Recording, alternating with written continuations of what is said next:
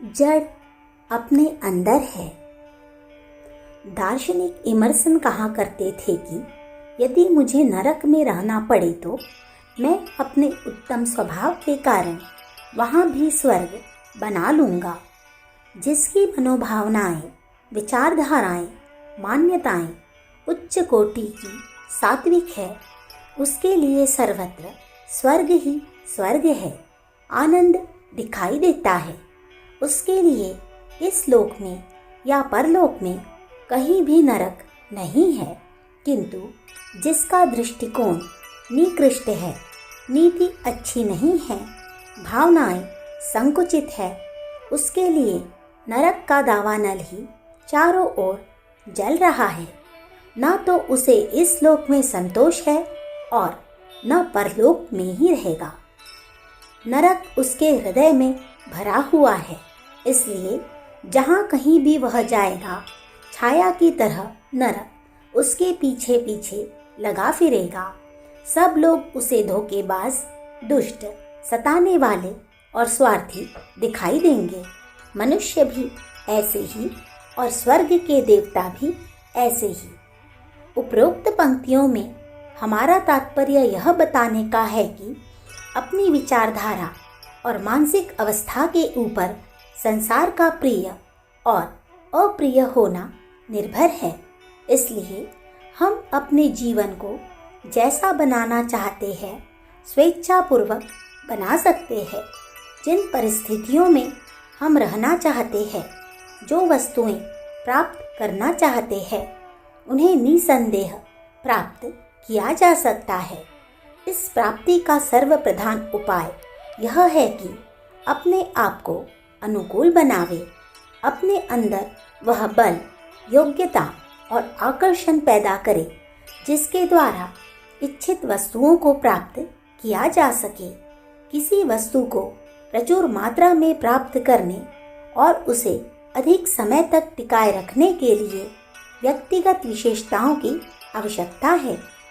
किसी की कृपा से कुछ सुख सुविधा प्राप्त हो भी जाए तो वह न तो अधिक समय ठहरती है और न वह उसकी उन्नति में सहायक होती है, वरन उल्टा विपत्ति में फंसा देती है। दुर्गुणी मनुष्य को यदि कहीं से 1,00,000 रुपया अनायास ही मिल जाए तो वह फैशन परस्ती आदि दुष्कर्मों में थोड़े ही समय में उसे फूंक कर बराबर कर देगा। उसके हाथ बीमारी, बदनामी, दुश्मनी, शोक, पश्चाताप ही रहेंगे। उस रुपए से जितना सुख उठाया था, उसकी अपेक्षा अनेकों गुना दुख, शोक उसके पल्ले बंध जाएंगे। इस प्रकार अंततः वह 1,00,000 रुपया उस दुर्गुणी मनुष्य की भीतरी और बाहरी अशांति का ही कारण बनेगा। उसका लोक और परलोक उससे बनेगा नहीं, उल्टा बिगड़ेगा। एक उत्तम प्रकृति का, भले स्वभाव का एक आदमी छोटे घर में पैदा होकर भी अपने सद्गुणों के कारण लोगों के हृदय में अपने लिए स्थान प्राप्त करता है। रुपया कमाता है, बड़ा बनता है, यशस्वी होता है, प्रतिष्ठा प्राप्त करता है, चारों ओर से उस पर सहायता बरसती है। सच्चे मित्र उसके स्वभाव सुगंध के कारण उसके आसपास सदा ही मंडराते रहते हैं। ऐसी प्रकृति के मनुष्य के लिए उसकी गरीबी भी अमीरी से बढ़कर है। जो आनंद और उल्लास बदमिजाज अमीरों को कभी स्वप्न में भी प्राप्त नहीं होता, उसे वह अपनी मामूली दशा में भी प्राप्त करता है। सुखों की कुंजी लोग बाहर तलाश करते हैं। अमुक देवों, देवता, ग्रह, नक्षत्र, भूत, पलीत, जंत्र तंत्र, राजा रईस, संत महंत की कृपा में जो लोग अपने को सुखी बनाने की आशा करते हैं, वे भारी भूल में हैं। दुनिया में केवल एक ही शक्ति है जो मनुष्य का उत्थान पतन करती है, वह है अपनी मानसिक स्थिति। जो कोई महत्व को प्राप्त हुआ है, इसी महाशक्ति की कृपा से हुआ है।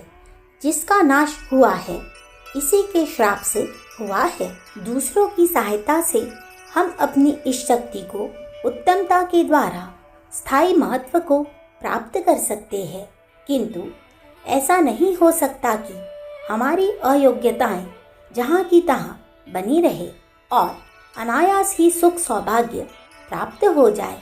चोरी, जुआ, बेईमानी आदि के द्वारा कोई व्यक्ति थोड़े समय में अयोग्यताएं होते हुए भी धनी बन सकता है, परंतु स्मरण रहे वह धन उसे आंतरिक सुख जरा भी न दे सकेगा, उल्टी उसे अशांति और क्लेश की जलती ज्वाला में धकेल देगा। ऐसी संपत्ति का होना न होने से भी बुरा है।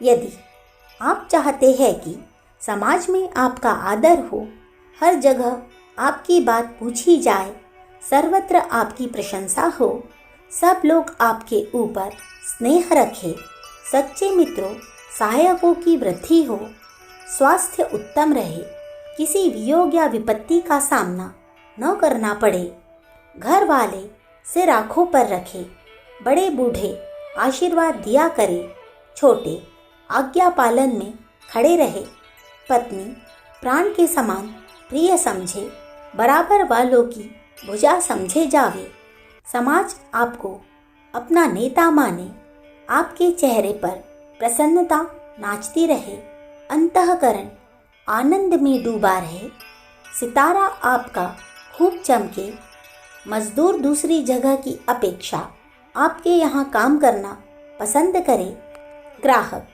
आपको छोड़ना न चाहे, यह सब बातें आपको प्राप्त हो सकती है, निश्चय ही हो सकती है। हम शपथ पूर्वक कहते हैं कि उपरोक्त सिद्धियों को प्राप्त करना मनुष्य के लिए बिल्कुल आसान है, यदि तीव्र इच्छा और दृढ़ साधना किसी में मौजूद है तो उसके लिए उपरोक्त स्थिति को प्राप्त करना एक हंसी खेल के समान है। शास्त्र कहता है, सत्यम सुखम संजयति, सत्य से सुख उपजता है।